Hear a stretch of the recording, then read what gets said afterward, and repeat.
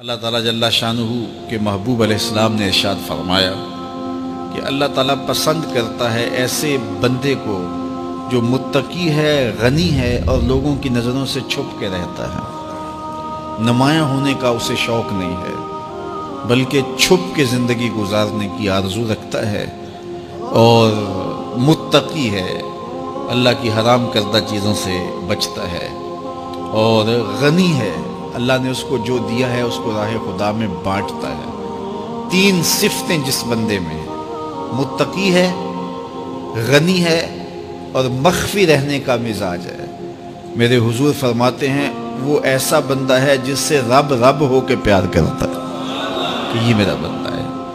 تو اپنی زندگی گزارو تقوی کے نور سے، زندگی گزارو خلق خدا کو بانٹتے ہوئے بسر کرو، جو تم کو اللہ نے دیا اس کو بانٹ دو لوگوں میں۔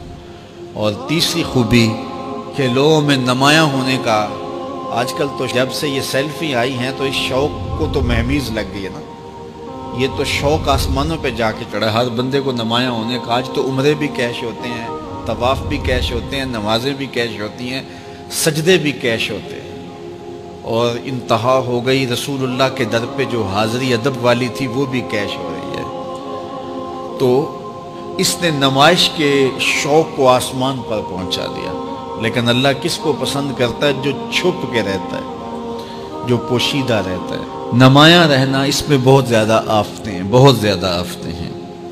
العافیت فی العزلہ، میرے حضور نے فرمایا عافیت تنہائی میں ہے۔ تو لوگوں سے چھپ کر کے جتنی زندگی گزرے، بالخصوص جو آپ کے اعمال ہیں وہ جو ہے وہ لوگوں سے چھپ کر کیے جائیں سوائے فرائض کے۔ ایک شخص نے حضور کی خدمت میں سوال کیا، حضور لوگوں میں سب سے اچھا شخص کون سا ہے؟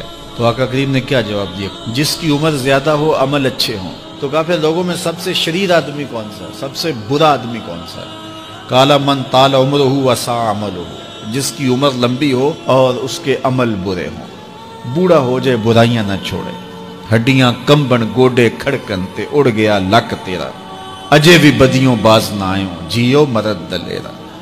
وہ کہتے ہیں نانا بن گیا دانا نہیں بنا۔ تو جس کی عمر زیادہ ہو لیکن اس کے عمل کرتوتیں اچھی نہ ہوں، بوڑھا ہونے کے باوجود بھی شرارتیں کرتا ہو، دو آدمیوں کو لڑاتا ہو، میاں بیوی کے درمیان تنازع کھڑے کر دیتا ہو، خاندانوں کے اندر شر پھیلاتا ہو، لڑائیاں پیدا کرتا ہو، متکبر ہو، اس کی چال ڈھال متکبرانہ ہو، اس کی نظر میں حیا نہ ہو، اس کی زبان گندگی اور غلاظت بکتی ہو، گالیاں دیتا ہو، عمر ہو گئی ہے لیکن اس کے عمل اچھے نہیں۔ فرمایا سب سے اچھا شخص دیکھنا ہے تو وہ ہے کہ جس کی عمر زیادہ ہے، عمل اچھے ہیں۔ سب سے برا شخص دیکھنا ہے تو وہ ہے جس کی عمر زیادہ ہے، عمل برے ہیں۔ اگلی روایت حضرت ابو کبشہ الانماری رضی اللہ تعالی عنہ سے مروی ہے، میرے حضور نے فرمایا تین چیزیں ایسی ہیں جن پر میں محمد ہو کے رب کی قسم اٹھاتا ہوں۔ ان میں سے پہلی بات یہ ہے کہ میں قسم کرتا ہوں کہ صدقے سے مال کم نہیں ہوتا، اور دوسری بات اگر کسی نے کسی پہ زیادتی کی اور اس نے کہا جا میں نے معاف کر دیا، تو حضور فرماتے ہیں میں قسم دیتا ہوں اس کی عزت کم نہیں ہوگی۔